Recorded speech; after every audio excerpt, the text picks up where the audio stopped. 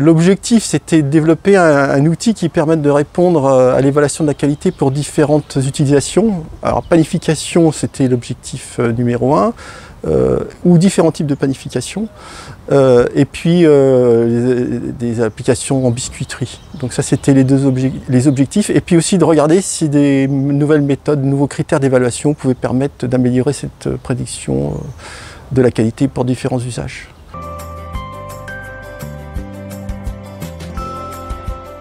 Alors, il y a différents types de résultats. Il y a des résultats déjà sur des nouveaux critères qui sont pertinents d'analyser. Alors, il y avait certains qui ne sont pas analysés classiquement, on va dire. Mais on savait qu'ils avaient une importance. Donc, c'est le critère pentosane. On a vraiment clairement montré que la variabilité naturelle des blés avait un impact sur la capacité d'absorption d'eau des farines, qui est quelque chose qui est important à maîtriser et à ajuster lors des procédés de panification, de transformation.